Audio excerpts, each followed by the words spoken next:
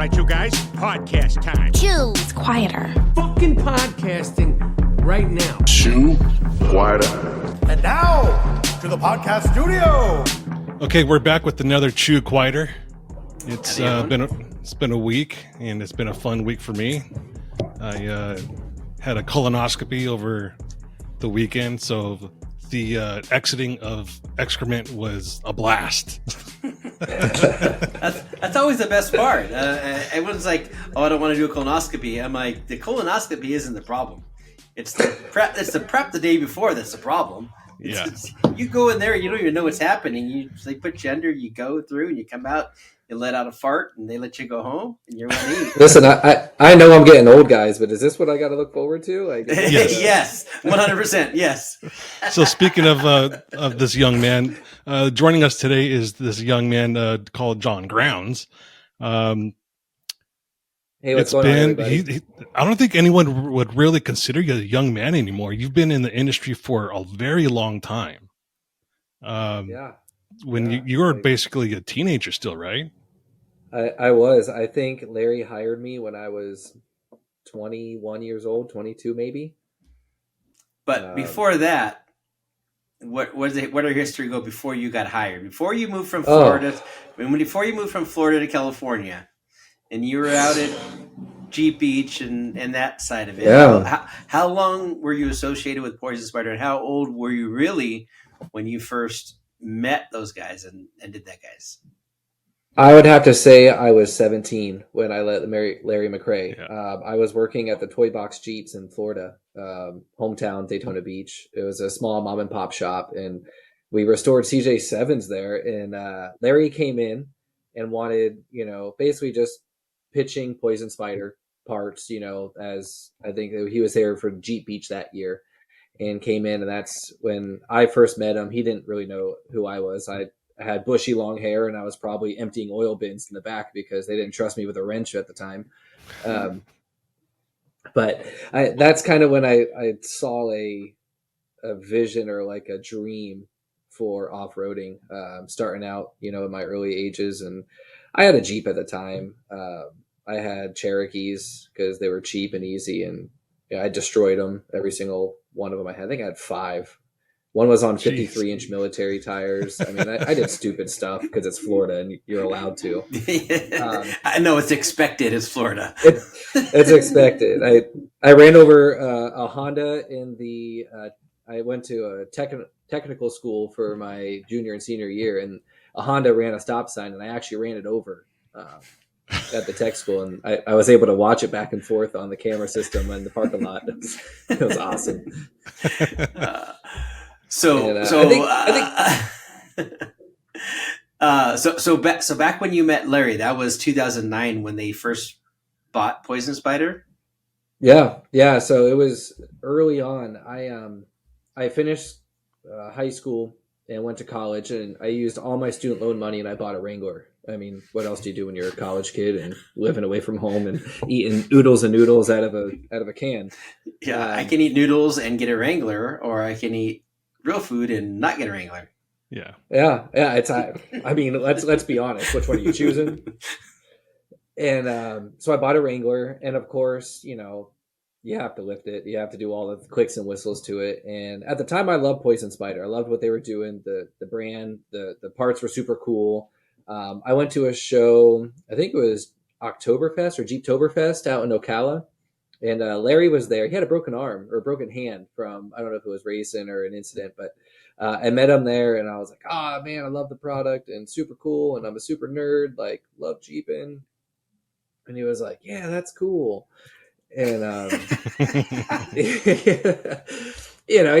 was a nice guy. He had no idea who I was, but I was hopping to every single show and event that summer and that year that him and his team were at.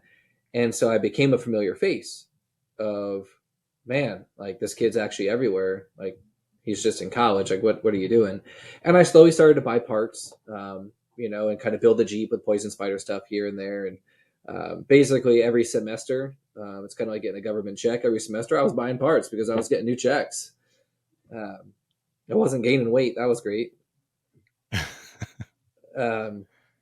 And it just kind of transpired. It grew into, I became kind of a fanboy, and I did a thread online back when the forums were like a main topic, and I did kind of like the college budget build on Jeep Forum, and I didn't know how important or like how much sight I was actually getting from other college kids that were building vehicles and wanted to do something similar. Because I posted everything. I posted the ups, the downs, the late nights, the sawing my finger off with a drill bit that broke in half, and waiting for my roommate to come to take me to the ER. I mean, I did all that stuff. And I don't know. I guess I just grew my passion from there. Did your dream of racing start then, or did that come later? I want to say it came later. I always watched Larry McRae when they were building Venom, back when they won EMC in 2012, and I was always fascinated. I had my man crush, which was Eric Miller. I been just growing up. He's so cool. Like, he's got his own thing. He's killing it in a Cherokee or Grand Cherokee, and he's killing stock class, and then he's killing it as 4400. And so I always followed it. I don't think I ever truly envisioned that my dream would be to race it, but I was so infatuated by I think the technology and the fabrication behind building those things. As I was building a Jeep, these guys are building trophy trucks. Mm-hmm. So let's go back a little bit, because I think your degree kind of flows into might have had a touch of what you wanted to do later in life. So you're by trade in education, you're an engineer, and you Correct. went to UCF. Is that right? So I went to the University of North Florida, so UNF. My major was civil engineering, and I currently do nothing in civil engineering even to today. But it was my avenue where I was so far into my schooling that to change would have set me back 3 more years. So I stuck out civil, and every elective I did on the mechanical side, the Formula FSAE team at the school, SolidWorks, design, just kind of getting into more of the mechanical structure, just because that was more of my focus and passion. I remember I was a senior in college, and I was, trying to figure out what I was going to do with my life. I mean, that's what you do in college, right? You try to find a big boy job. And I didn't know what I wanted to do. I knew I didn't want to build roadways or parking lots. Civil engineering just wasn't my passion. And I loved off-roading and wheeling and going out with friends, and, just kind of being more of a enthusiast, not so much ever thought about it as a career. And I remember Larry reached out. I was still in school, and he said, "Hey, I have an opportunity where I need an engineer, and I would love for you to come on board." And I told Larry, I said, "I appreciate you reaching out to me." I mean, I was thrilled, right? I mean, as a college kid, and this something that you looked up to, and that was kind of like a hero or like a brand that you adored, wanted you to be a part of that. But I knew deep down, if I didn't finish college, I would never, I would regret it for the rest of my life. And so I turned Larry down, and I said, I got to finish. And if the opportunity still sits, I'll reach out when I'm done. And I think Larry respected that enough, because I came back to him 3 months before I graduated, and I said, "Hey, if the offer still stands, I'm willing to do whatever it takes to move west." So Sherry bought me a plane ticket, and I traveled to Banning, California. They picked me up. They showed me around. They showed me the facility. I met a bunch of, really awesome people. I saw some familiar faces from shows and events from some of the staff. And I went home and I put everything I had for sale online. How hard was it to turn it down in the first place? Oh man. It was kind of one of those gut-wrenching moments, right? Like, everything that you aspired to want to be came at you and was handed to you. But you knew long-term in the big picture that if you didn't complete something that you finished, you would regret it. And I was only hopeful that Larry would respect that of me, that I would want to finish something that I put so much investment into, and he did. I think that he valued the fact that I wasn't gonna leave something that I was investing time, money, resource, and education in. What was the time frame from the first time you turned him down to you reaching out to him after just before graduation? I would have to say it was Jeep Beach, so probably April the year before, all the way till May the year prior, so over a year. So that was a lot of time to just kind of have that possible regret, that possible what if. There was always that thing in the back of your head, wasn't there? It was toxic. I combated every day, and I think that it actually made my senior year that much more difficult, because I knew that I didn't want civil. I knew that I had opportunities in a mechanical or in an off-road, style career where my schooling wasn't going to take me. Mm-hmm. And so I battled that, mentally in my head for a long time. So you get to California, you meet everyone, you look at you see the facility. What happens next? I mean, realistically, Larry said, "Hey, I'd like to get a decision within a couple weeks, if this is something you want to do." And I went back to Florida and living just with a roommate, rented like an apartment or whatever with my buddy Chris Skelly. And I said, "Hey, like, I'm probably going to do it, man."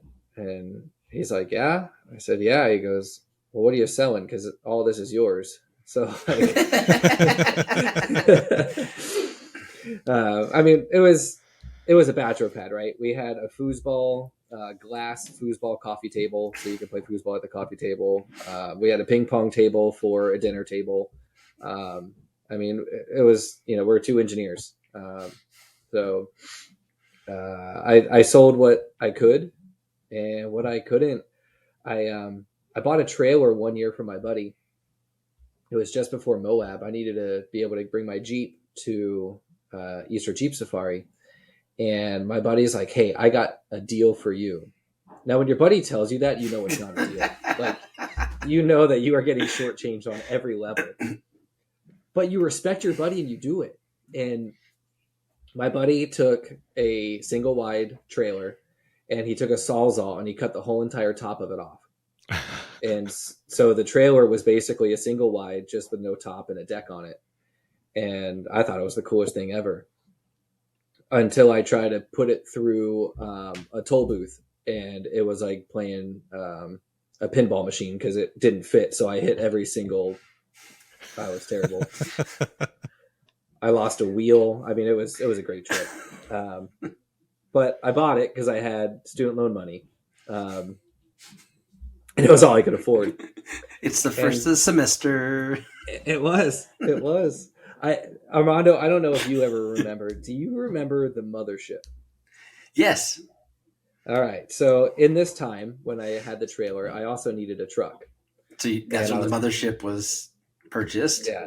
So I purchased the mothership, which was a 2000 Chevy 2500. It wasn't an HD. It was just a 2500. And this thing, man, it was rode hard, hung up wet. I don't even know how it made it through the years of what I did to it. I mean, it was bad. It was in such bad shape that if you pulled the passenger like handle that, you can kind of hold, like the oh shit handle, like if you pulled that out, the airbag would go off. I tried to rent it to Jeremy Purick for a weekend at Moab, and he didn't last but 5 minutes, and it turned around and gave me the keys back and said, "I don't want this piece of junk." So, it was. Well, wait. But for the record, the Ram you had at Moab a couple years ago was about the same. So I don't think it's the truck. I think it's the owner. The Silver Lemon definitely holds true to its name. But getting back to what you were mentioning, I had a truck and I bought a trailer, and what I couldn't sell, I had a Jeep Wrangler at the time from college. What I couldn't sell, I put on the trailer, And I strapped everything down, and it was me and my dog, and I made the trek from, basically the whole length of I-10 all the way from east to west. It's a long drive. I ran out of gas on the 10-mile bridge in Louisiana. So I was on the side of the road siphoning fuel out of the Wrangler.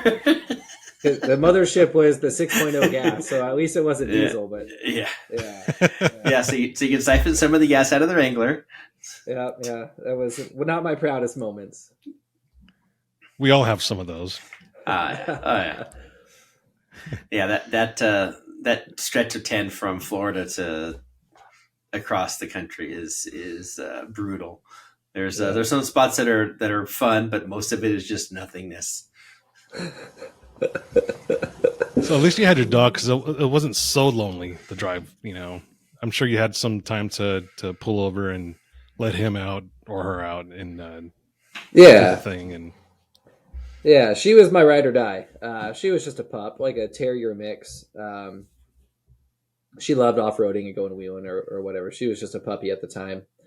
And we trekked through. We had a bunch of hiccups. I mean, everything that could go wrong on a long trek like that did go wrong. I got caught in a really bad nor'easter storm, and it actually took one of the tarps and it flew off the trailer and it was just dragging behind the Jeep. So I went out on the side of the road and grabbed the tarp. Well, when it released off of the Jeep, it created a parachute, and I went tumbling down the side of I-10 looking like a paradropper or something. Oh, it was terrible. I can only imagine what I looked like to people driving down the road. I worked at O'Reilly's when I was in college. I worked full-time. I went to school full-time. I had to pay rent because I used all my student loan money. Buying stupid shit. I'm not saying I made the best choices. I'm just saying I made choices. I made choices, and I owned them. I own those choices. So only thing you can do. All the totes back then, they folded in the middle, so the lids met in the middle. It wasn't like a single lid like the black and yellow ones you see at Costco now, or you see kind of in the stores. And unannounced to me, in this massive storm for me trucking through, everything that I owned that was in these totes was wet, filled with water. Everything that I thought I was saving, that I was bringing with me, was filled with water. And I'll get to how I found out about it in a minute. But so that happened. I lost fuel on the bridge. I lost a tire, and not just a tire, but when I saw a tire in the highway, I said, "Oh, somebody lost a tire." I realized that I was the somebody that lost the tire after like my incoherentness of driving forever kind of kicked in, and I had to figure that one out. When I got to Arizona, I think I had to be Tucson. The air conditioner went out. Oh. It's July, by the way. July and 110 in Tucson. Yep. So Bud Adams, who's a great friend, been a good friend and mentor for me throughout my college years. He even supplied material for our engineering FSAE team from his machine shop for us when we were building that project. And he mentioned just, "Hey, where are you at?" And I told him, and he said, "Well, hey, just stop here tonight to recharge, refresh, and then you can kick back in the morning." What I didn't realize was at 4:30 in the morning in Arizona, where Bud lived, the sun is up. And like up, not just like sunrise. I'm talking heat of the day, 97 degrees at 4:30 in the morning. Yeah, and you're still 95 plus degrees at 4 in the morning. Right. And the funny thing is, we're happy about it too, because sometimes it's under 100 and the sun's out, but it's not really that hot yet, so we can still do stuff. Yeah. And I remember leaving Bud's place, and I'm like, God, I'm glad I don't live here. Oh. I feel like that was God saying, "You wait, I got you." Yeah. Wait a couple chapters, it's coming. Yep. And so we made our way to California, and Sherry was actually the one that picked out a house for me to live in, and it wasn't going to be ready when I came in, so I was staying at like a hotel for a couple of days. And she goes, "Oh, don't worry, you can bring your trailer up to our place up at Idlewild and leave it there until you get into your house." So, two things wrong with this. The elevation from Banning to Larry's house is, I think, 3,500 feet or maybe 4,000 feet elevation.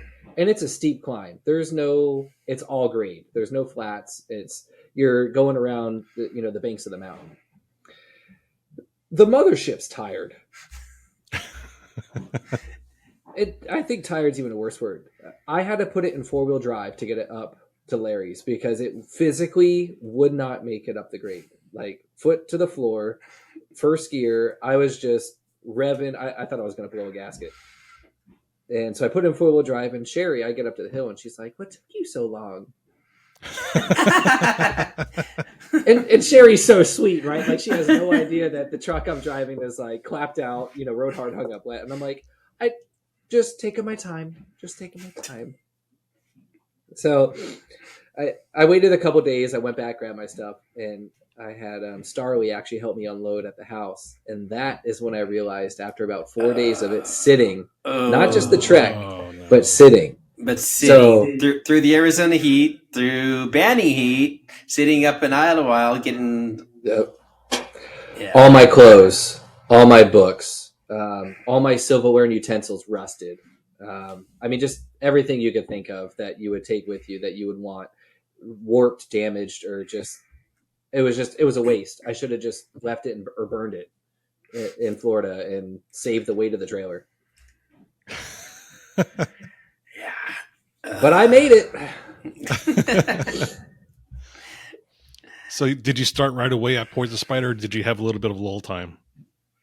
I think I arrived July maybe 1st, maybe 2nd. Like it was right before the July 4th. So I want to say that it was already the weekend and they had some time off. So when I got there, I was able to enjoy the time off. I remember Dusty had like a 4th of July party at his house. We had a pool party. And so I was able to meet some people and, introduce myself as, the new kid, the FNG, Poison Spyder.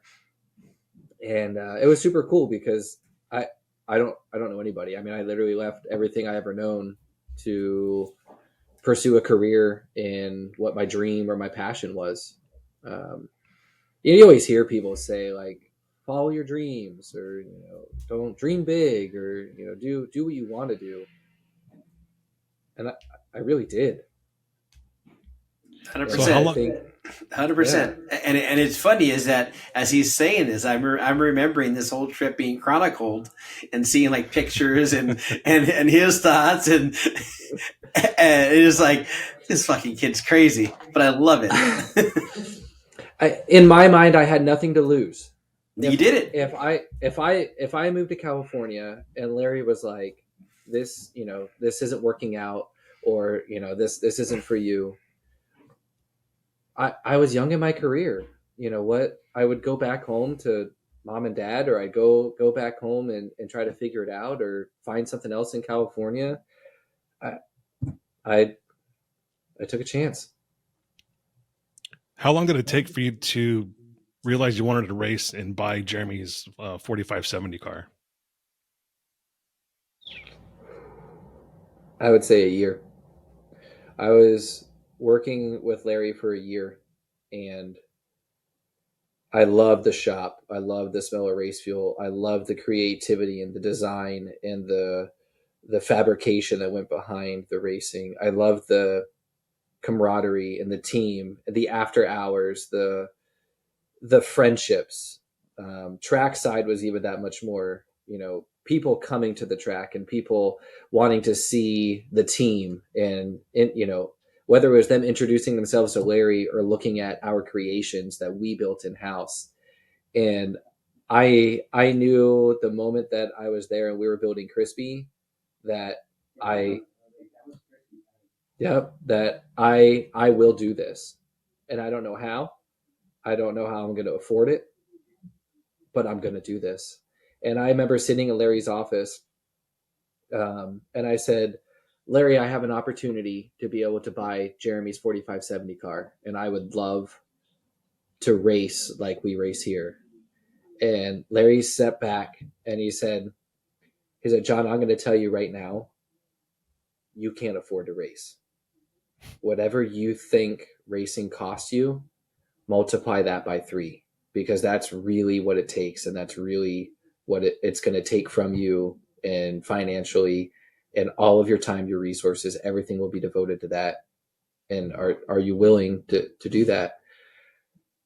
And I didn't heed Larry's warning, but I said, Larry, this is what I want to do.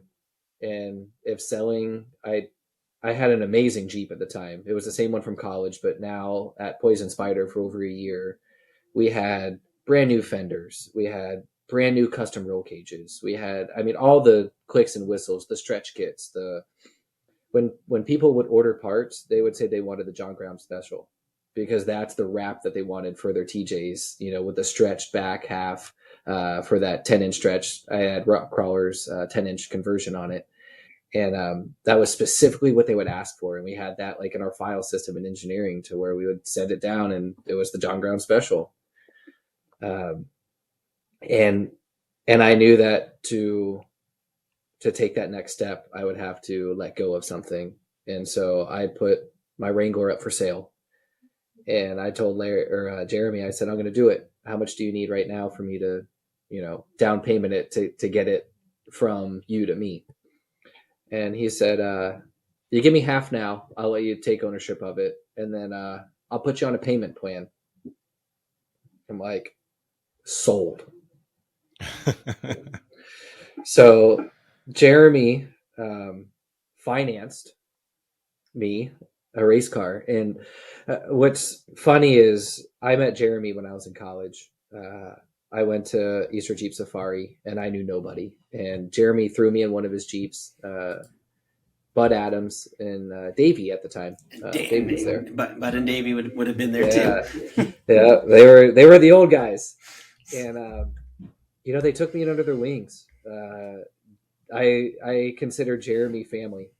He's kind of like a dad to me and a great mentor, much like Larry is. They both, through thick and thin, through my challenges with my racing career or my professional career. They've all been stakeholders in, my decision making and, giving their thoughts and goodwills for what direction, they felt I should choose. And I had all sorts of everything from Jeremy, the stretch kits, the shocks, the coilovers. You name it, I was a walking billboard for Rock Crawler. So it made sense to buy the car. And I did. I picked it up from Jason Siemens in Arizona. After it was on his lid. The only guy to roll it in a parking lot. So I picked it up from Siemens, and I brought it back to Arizona, or brought it back to California. Prepped it, and it went through it, and I had no idea what I bought. Right, like again. I am in this learning curve of racing and new products and, just trying to understand. I know the Jeep world. I know how to build, I don't want to say bolt on, but I know how to do bolt on, installs and things like that. I can do some custom stuff, TIG welding and welding, and that type of nature. But when it came to racing components, I didn't have a lot of knowledge on it. So when I bought the car, I was like, this thing's awesome. And Brian Hartman and I, we set up for the first race. And I remember going to Larry and I'm like, hey, Larry, do you have 4 tires I could use for this race that I want to do? Because I don't have any tires. We raced on BFGs, and I had BFGs on everything I had. The mothership had it. My TJ, before I sold it, had it. Poison Spyder is a huge BFG ambassador. Same with Larry McRae. So it's been instilled in our blood, along with the best racing tire. I mean, we see it with all the desert racing and whatnot. So I bought 4 tires from Larry, and he's like, "Hey man, don't suck." I was like, "Thanks, Larry." And Brian and I went out. I think I had the car maybe 3 months. I didn't have it long. We cleaned it, I washed it, I drove it around, or I paraded it around for a little bit. And I said, "Brian, you want to race this with me?" And he's like, "Yeah, sure, why not?" So Austin Stobaugh and his family, were at the track. They helped us pit, and Brian and I ended up winning our class for that race. And I was like, "All right, we can do this." I feel like it was a stepping stone for me to understand that this was the right decision. What was the first race? Was it Glen Helen? No, oh God, no! Don't tell me about that one. It was called the KC Highlight 300. It was in Barstow. It was Barstow. Okay. It was Barstow, yeah. So it was just a desert race. Oh man, we had everything happen. The battery fell out of the car. Somehow Brian ate a pizza in the car. I don't even remember where he got it from, but someone gave him pizza.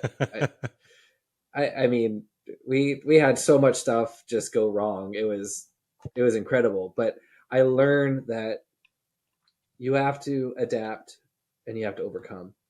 And I think in my racing career, I learned that the most, but I've applied it to life that much more. And I would say that was probably the first eye-opening point to me that I could see it takes effort to finish. It's easy to quit, but it takes effort to finish. On that note, during the Glen Helen race, you rolled the car quite a few times, and there's pretty bad damage to it. Did you have any thoughts at that time that maybe this isn't going to go forward, or did you just keep on pressing on and think, how am I going to pay for this? I'm going to do whatever it takes. Or what was the whole mindset? Glen Helen was 2 races after we won. There was a King of Hammers in between there. In the desert loop on lap 1, we lost a control arm and ended our day. And which, I mean, failure, happens. That's hammers, right? We rebuilt. Jeremy and I actually redesigned a new bracket for his suspension kits that encompassed the new design from the failure that we had. So it's R&D when you look at a product level.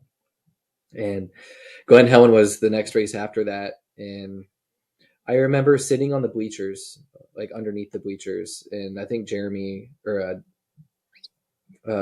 Justin Zeminski took a picture of me, and I was crouched over, sad as can be, heartbroken, right? I mean, everything that you invested in is crumbled into pieces, sitting, dragged in front of you. And I was on the phone to Jeremy, and I said, "Jeremy, I don't know what to do." I mean, obviously I still owed on the car, but I said, "Jeremy, I don't know what I'm going to do." And he's like, "What do you want to do?" And I said, "I know what I want to do, but I know what I don't have the money to do." And he said, "It's a choice and you have to choose." And so we posted the accident. And I think that's when I realized I had more people behind me than I ever thought imaginable. And not just Poison Spyder. I mean, Larry backed me 100%. Whatever parts, whatever we needed. I mean, I used the laser table for all sorts of brackets and whatnot. And I know Mike Moore. He hated when I did it. I love the guy to death because I know he hated when I did it because it ruined production times and schedules. But Poison Spyder let me utilize that. IMS Metal Supply. Jody was probably like my biggest advocate outside of Poison Spyder and Jeremy. Every piece of sheet metal and tubing, every chromoly piece, anything that had to do with steel brackets or any plate or tubing, IMS sponsored us for rebuilding the car. And that came up. I mean, that was thousands and thousands of dollars that I would have never been able to put together. And I had so many more people come out of the woodwork that wanted to support and help and rebuild. My garage was full every weekend with friends, and just whether it was cutting the car apart or putting new parts on, or whatever it was. And I made the choice to rebuild it, I think because I was afraid of failure.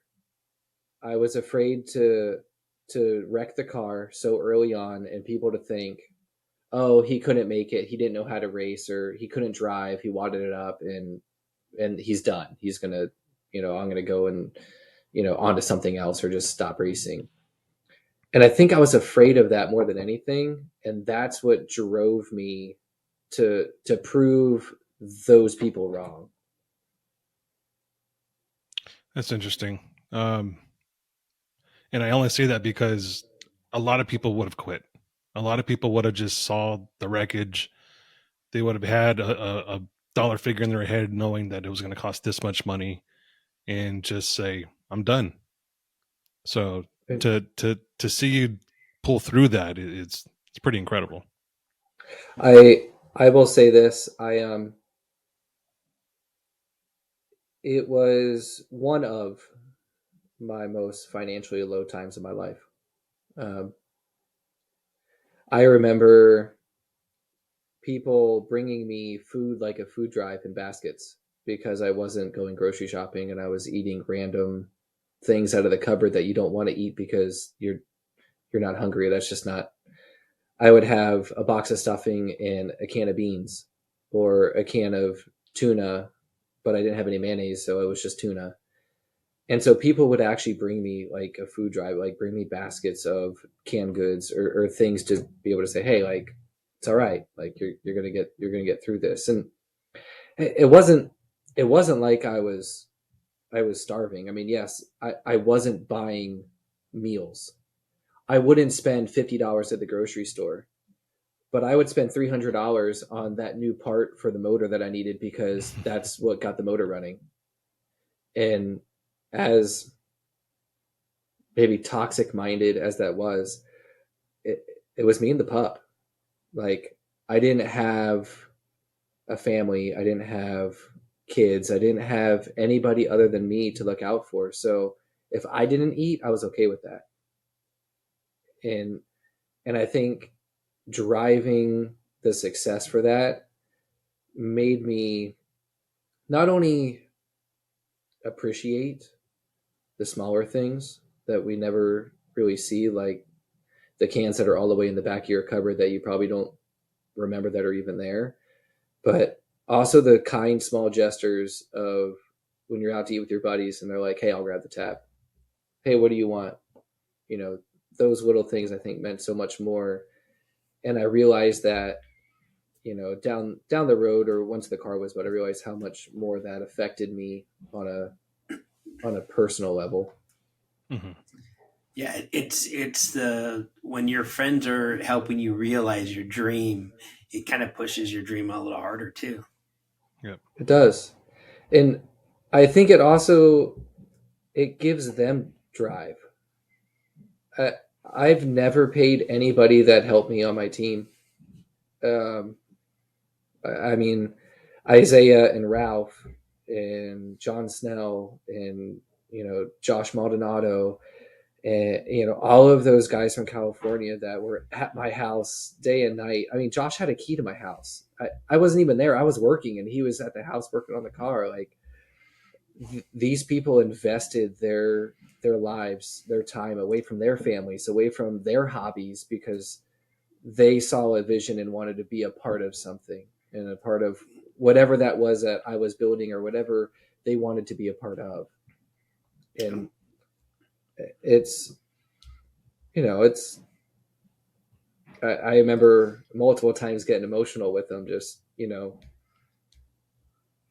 having that kind of support at a young age. What was the transition like when Poison Spyder was sold, and then you had to kind of move on from the Poison Spyder name when it was, I believe, absorbed by Polaris? Is that right? Transamerican. It was Transamerican right. pre-Polaris buyout. Okay. So it was just a straight Transamerican, but you stayed on for a short while, right? I rode the wave for a long time. Yeah. Larry was sick, cancer, and in that unassured outcome, Larry sold Poison Spyder to Transamerica, and Larry stayed on board for I believe almost all of it, as a beacon and as the GM, if you will, for the company. And then shortly thereafter, Polaris acquired Transamerica, and so I kind of went through all of those changes with them. And when Polaris bought them, there was an opportunity for an engineering manager at the time, and I was so pumped for it. I had the tenure, I had the product development behind me. There was a current engineering lead or manager, if you will, that was there that actually just exited with the first acquisition to pursue his own company or something else. And so really there wasn't a lead role in the engineering at Poison Spyder. And I thought this was my opportunity. This is for me. And Polaris actually brought in one of their own. And I didn't get the opportunity that I thought I would. And I think that spoke volumes to me, because Kelly Herring reached out to me 3 times for Daystar. And Kelly said probably 6 months before I resigned from Polaris, he called me about 6 months and said, "Hey, your name's coming up in a bunch of our meetings for an engineering opportunity. Do you want it?" Now, Daystar Products, owned by Mark Turner, was in Arizona. And I'm like, "No, I don't want it. It's hot there." I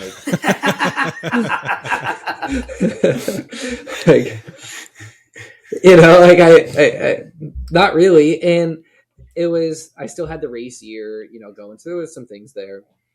And 3 months went by. I get another phone call. "Hey, have you made a decision yet to, play with the big boys and, take a real job?" And, we laughed about it or whatnot. I didn't know Kelly a lot, just in passing at shows and things like that, friends of friends. And I turned him down the second time. I said, "I still got the racing thing, Poison Spyder's good." It was at that 3-month mark, I think a week after I talked to Kelly, I realized I didn't get the position for leadership at Polaris or, in the Poison Spyder umbrella. And so I was like, man, I just missed it. I just missed my ticket out of here. And Kelly, that persistent sucker, called me 2 months later and said, "Listen, Mark wants to talk to you. I know you said no. Just hear what he has to say." And I was like, "You know what? Let's do it." So I drove out. I actually think I stayed at Bud's house when I went. So I think Bud housed me, him and Pam, when I went to visit. I just took a day off work and I showed up to Daystar and met with Mark. And Mark's like, "What will it take to come here?" And I was like, "Listen, I'm rooted. I have a team. I have this. I have that. It's going to take a lot." And what I asked for, Mark gave me 20% more than what I asked for. And I knew that this was the door opening for me. I knew that this was the next step in my life, in my career. Not so much racing, but just, my professional career. It was a leadership role. So I'm moving up, from where I was. Second job out of college, off-road based. Mark loved racing. Unfortunately, he got into an accident, so he wasn't allowed to race anymore. His wife would kill him if the accident didn't. So I think Mark saw me as a younger version of him, and he could live that vicarious racing life and program through me. And we marketed Daystar. Gosh, I'm out of years.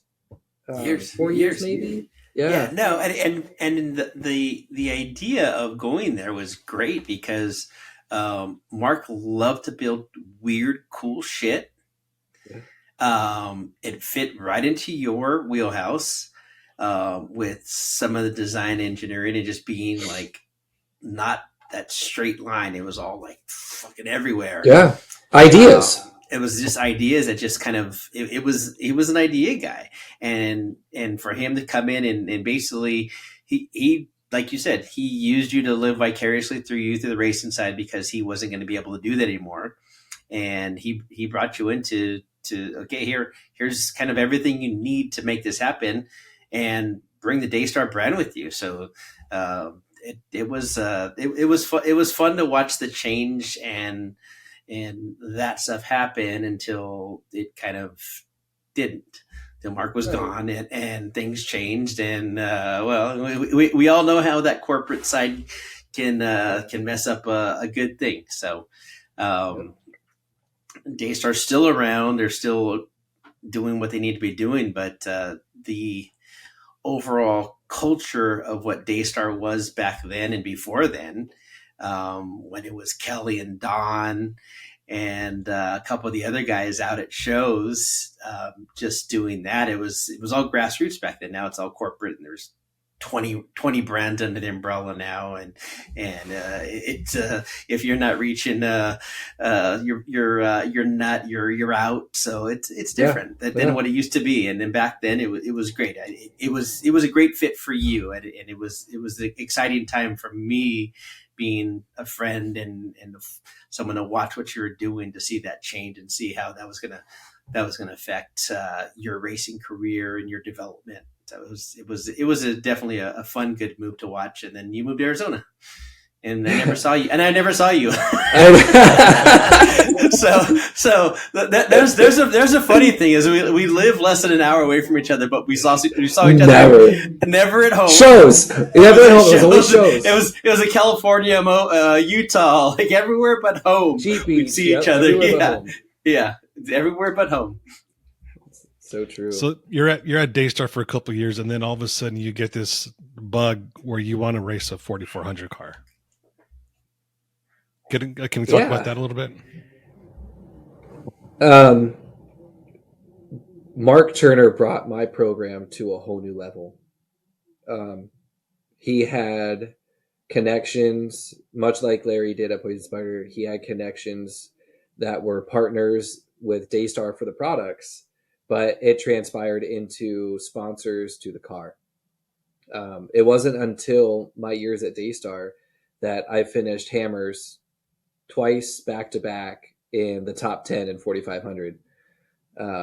And without Mark's support and Daystar, backing me, I would have never been able to do that.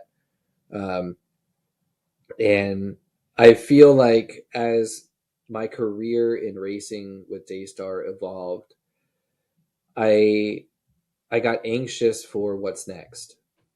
Not that I was winning every single race in 4,500. Like, I wasn't. Like, I think I got a couple trophies in 4,500 when I was with Daystar. But in what I was doing, the winning part was great, but it was the consistency, it was the branding, it was the development of a program that grew my stature in racing, I think more so than it did me being on the podium. My car wasn't the best car out there on the track. I wasn't the best driver, and it shows because I wasn't on the podium. But what I was consistent, and I knew how to prep a car, and I knew what it took to finish. I knew when to give it, and I knew when to hold on to it. And I think with that valued partners more than anything.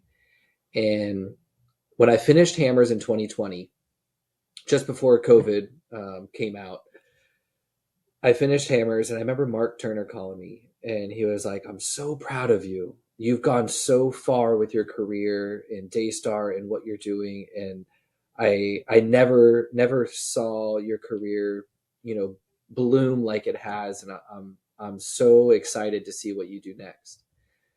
And I said, I'd love to build a 4400 if that's something that we can do. And he said, unfortunately, I'm going to retire from Daystar. So it was like an immediate high and an immediate low. And I said, oh, okay. Obviously I appreciate your support. And so in the transition of Mark exiting and corporate, as Armando mentioned, coming in, I had to sell myself. I had to sell on the marketing side what we were doing and what it was building. And that's tough, right? It's tough to put ROI on a racing program, right? I'm not selling or being a vendor at the track to where I can say I made $4,000 in sales this weekend at the track. I can't financially give that to you on a statistic. But what I can give you is 40,000 people watched us, over the weekend, and we impacted, 3,000 people at the track while giving out 10% coupons. I went through, 300 stacks. I can give that out for potential business, but it was hard for the investment company and the new leadership to kind of grasp that. And no, you can't sell hopes and dreams to bean counters. And so they actually gave me a budget. They said, we're going to give you this much. And it was 75 grand to go race for the year. And they came back to me and said, hey, we're going to cut your budget to 40,000. And 2 weeks later, COVID hit. And I said, you know what? Perfect. Some of the races were already canceled. I can still work with that. So I readjusted the schedule and what we were doing, because we weren't allowed to sneeze without somebody telling you that you had COVID back then. Right.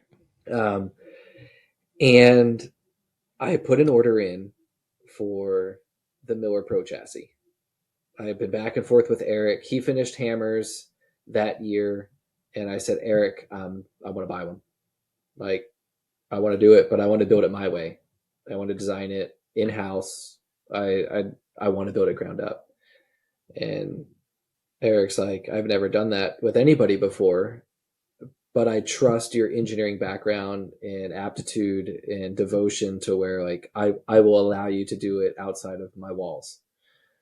And I placed the order, and because of COVID, we waited an extremely long amount of time. I think in March I placed the order, and I didn't get the chassis tubes until September. Wow. And we raced in February. But when I placed that order, Daystar cut my budget and said there's no racing budget. So I fronted that whole order on my own. And I had no sponsor support, because every sponsor support that I had got me to Hammers, and Daystar dropped me for that year. And another financial blow. What do you do when you have nothing in your bank account and you have tubes on order? Do you tell Eric Miller, hey, I can't pay my rent this month because I just bought those tubes and I actually got to take back that order? Can you send that back to me? I mean, I'm prideful, but what do you do? You John Grounds it and you make it work. And I John Grounds it and I made it work. At this time, I did have friends from afar that watched on the outside in, that were supportive of my race team, even while at Daystar.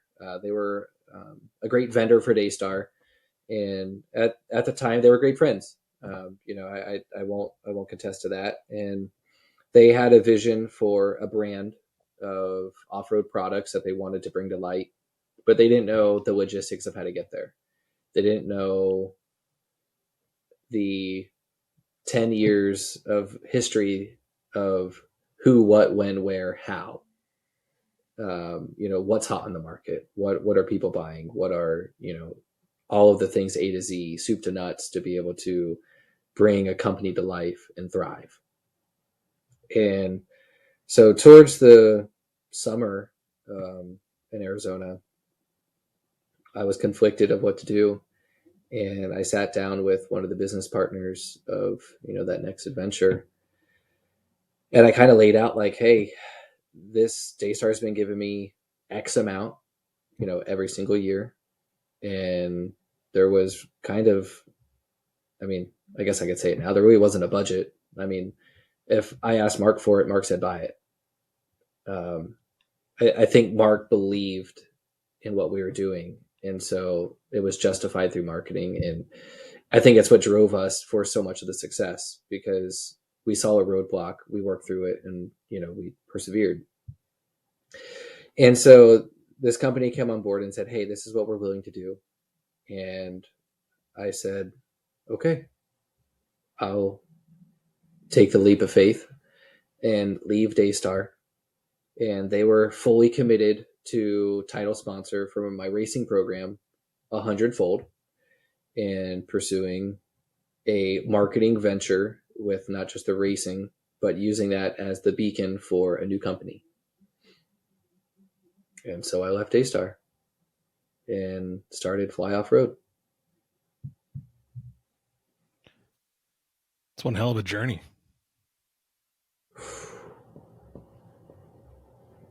When you look back at it, does it seem like it went quick, or does it feel like it's just been a very long road?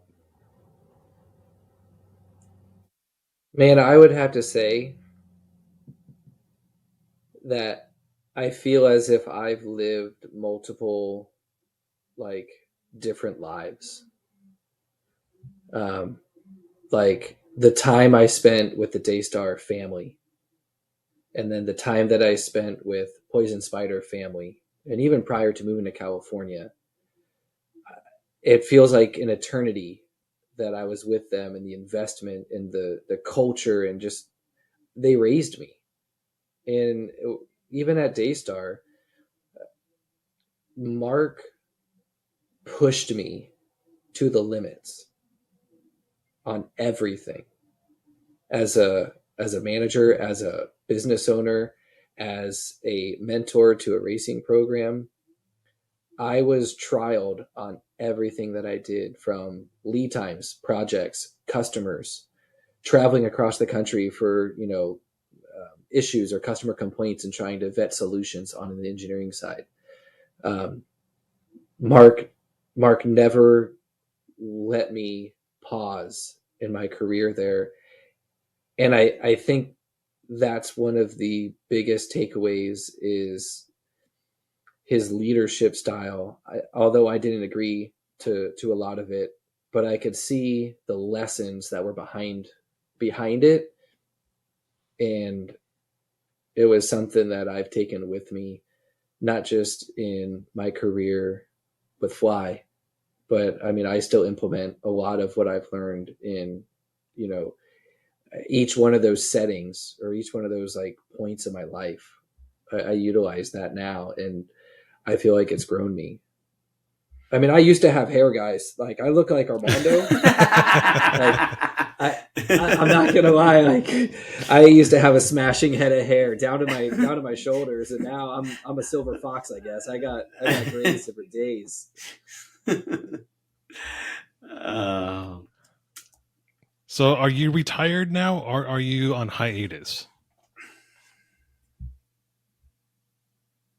I would say I'm on hiatus. Fly had its climax, and it came down. There was a separation there, and I went back into the plastics and polymers industry. I took a step back out of off-road. I actually was a lumberjack for a little while too. I was doing logging. He was hauling logs from from north to Central Arizona. Yeah, it was awesome. I could do my own schedule. I got to go off-roading every day in a semi. It was great. And let me tell you, I was a terrible logger. I was I was god awful. I fell off the mountain once in the rain and I had to get like pulled back up the mountain. I had flat tires on like I-10 or I-17 coming down, almost killing people with a load of logs behind me. I mean, you name it, it happened to me. And my girlfriend Amanda, she goes, "You gotta stop logging because you're terrible at this." And so I did. I stopped logging. And I went into the plastics and polymers with Pack Worldwide, project management style. So not so much on the leadership, but project management for large corporation. I mean, our building was 400,000 square feet.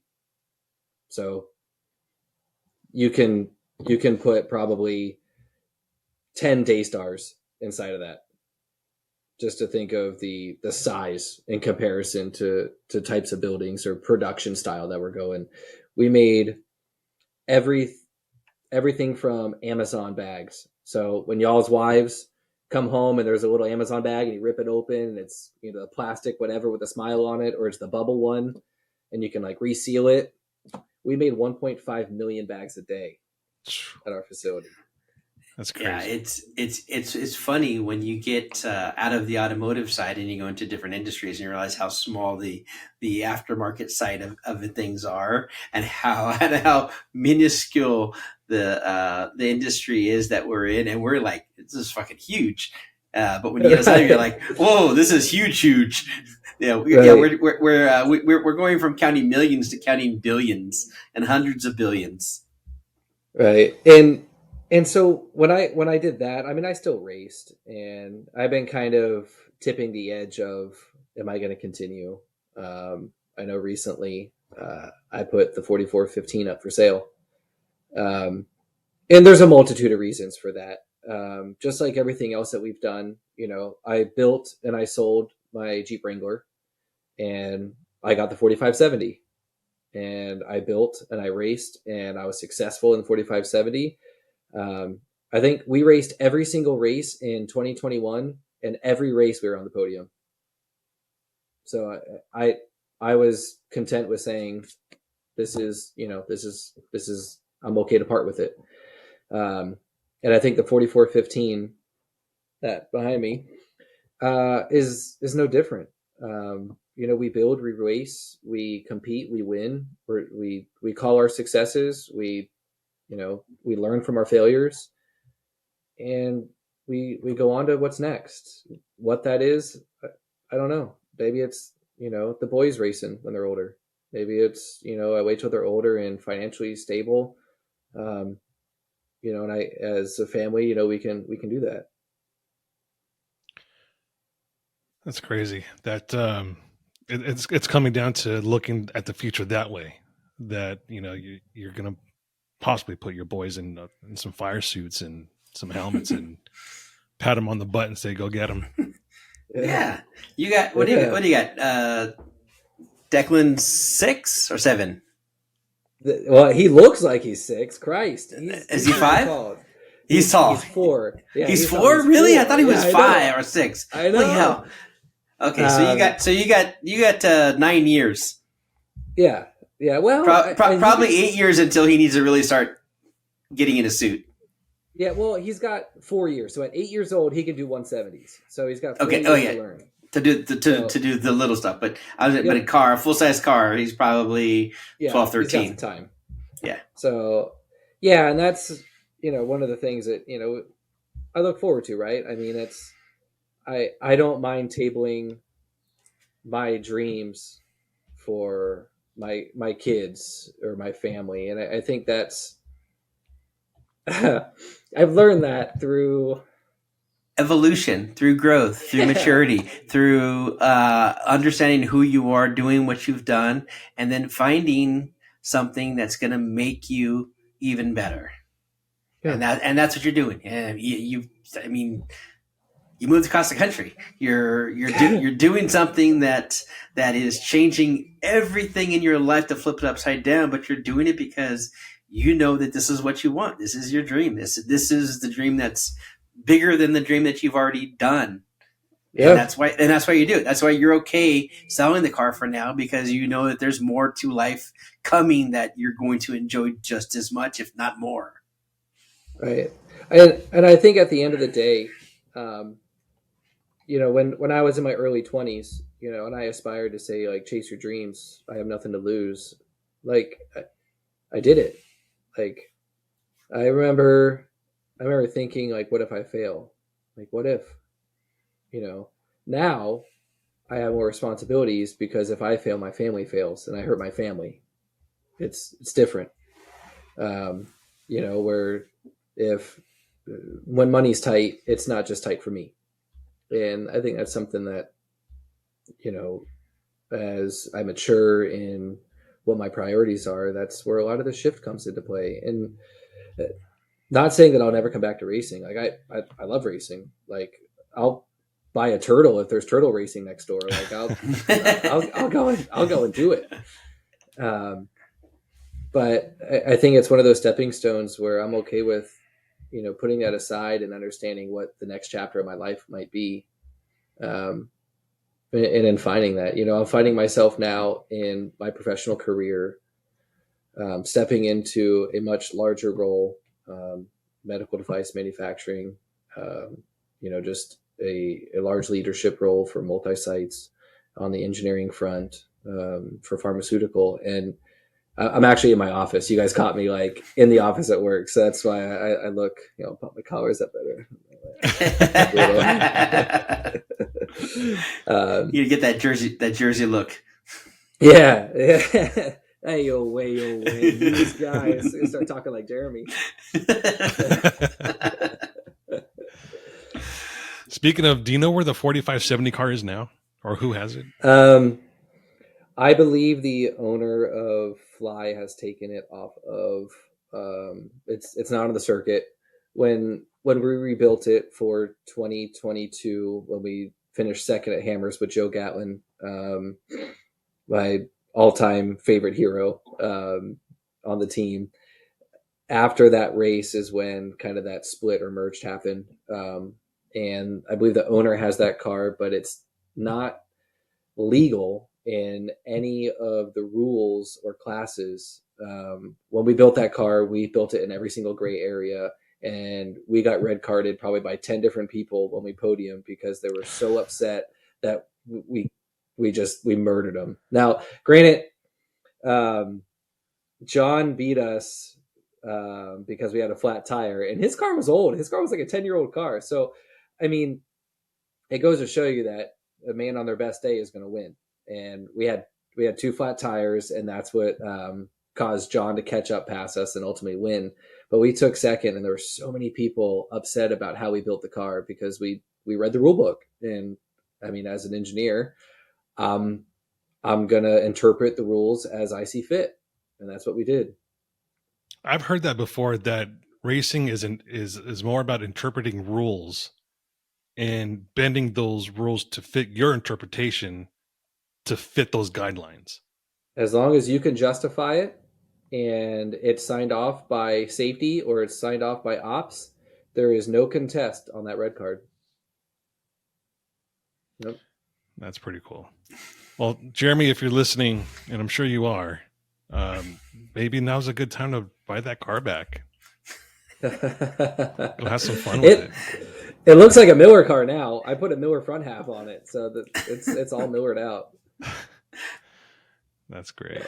Well, listen, John, Yeah. It's been a hell of a road. It's been fun watching you grow up from a young man to full-fledged man with gray hair now and blue collar and all of that. And for anyone that has any doubts, take a page out of John's playbook and just have the fortitude to just push on.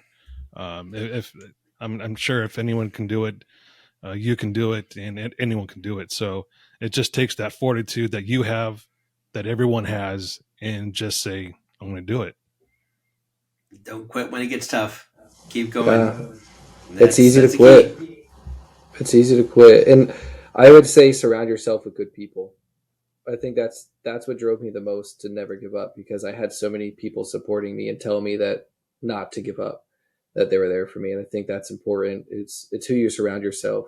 Association leads to assimilation. I mean, that's kind of like the most impactful thing for me that I was able to kind of take with me. Of I do remember where I came from, and I remember those people that were there for me in my dark days. And I think that's the most important thing, to remember that, those friendships and those memories, those are forever. Yeah, it's a good point. Very well said. Well, sir, thanks for coming on the show with us. We really appreciate it. And yeah, good talk. Yeah, Thanks, I brother. appreciate you guys having me on. Thanks, brother. Love you, brother. Yeah, love you guys. Good seeing you. Good to see you. Same here. All right, everyone. Thanks for listening, and we'll catch you next week.